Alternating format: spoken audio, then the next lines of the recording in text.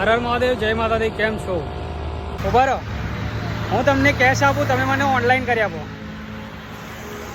તો ગાઈસ, કેટલો સરળ શબ્દ છે ને. હું તમને ઓનલાઈન કરી આપું, તમે મને કેશ આપો.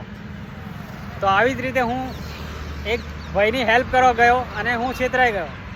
તો ફાસ્ટ મારી સાથે એક એક્ટિવા આવી અને એક્ટિવા પરથી એક ભાઈ ઉતર્યા અને એ ભાઈ એવું કહે છે કે હું તમને ઓનલાઈન કરી આપું, તમે મને કેશ આપો. તો મારી જોડે 700 રૂપિયા હતા અને મારે પણ જરૂર હતી. ઓનલાઈન એ કરી આપે તો મારે જમા કરાવવા ના જવું પડે ને, એટલે પૈસા મારે જમા કરાવવાના જ હતા. તો હું જમા કરાવવા માટે મારે ના જવું પડે એટલા માટે એ ભાઈ ઓનલાઈન કરી આપે તો મારું પણ કામ થઈ જાય. તો હું ઓનલાઈન કરવા ગયો. તો એમાં થયું એવું, હવે ગૂગલ પેનો અવાજ કેવો આવે જ્યારે ડન થઈ જાય ત્યારે, એટલે મને એમ કે નાખી દીધા પૈસા અને મને પણ એવું લાગ્યું કે આવી ગયા પૈસા. પણ જેવું મેં એવું કીધું કે હા આવી ગયા પૈસા, અંદર હું જોયું નહીં, અવાજ સાંભળીને હું ડન થઈ ગયો કે હા ભાઈ આવી ગયા છે. તો જેવું મેં ડન કહી દીધું એટલે એ ભાઈ ફરાર થઈ ગયા ત્યાંથી. અને એ પૈસા નાખ્યા નહોતા, એ કંઈક એમની સિસ્ટમ પ્રમાણે એ લોકોએ કર્યું, પણ આપણને નહીં ખબર એ કેવી રીતે કર્યું. પણ મને એમ કે આવી ગયા પૈસા, પણ એ ફરાર થઈ ગયો ત્યાંથી. તો ભાઈ આવી રીતે ગૂગલ પેમાં સ્કેમ થઈ જાય છે.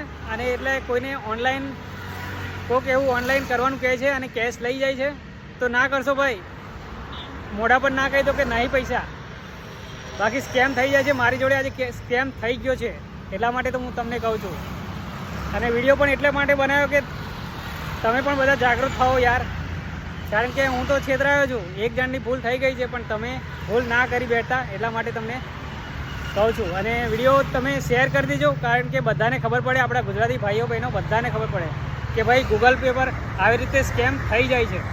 લોકો આવી રીતે અત્યારે ચૂતિયા બનાવવામાં માહિર છે. તો એવી રીતે મેં પણ હવે એ સાજામાં આવી ગયો અને મારી પણ ગલતી થઈ ગઈ. અને મારા આજે 700 રૂપિયા ગયા છે, પૂરે દિવસની કમાણી ગઈ છે મારી. તો તમે જોઈ શકો છો, આ મારી અત્યારે બાઇક છે. ઘરે જઈશ ને હું મારી વાઈફને કહીશ ને તો મારી વાઈફ મારા ગાભા કાઢી નાખશે યાર. વળીને બીક લાગે છે, પણ શું કરું, શું કહીશ. તો વિડીયોને શેર કરી દેજો. બાકી હું તો છેતરાયો છું, તમે ના છેતરાતા. હર હર મહાદેવ, જય માતાજી.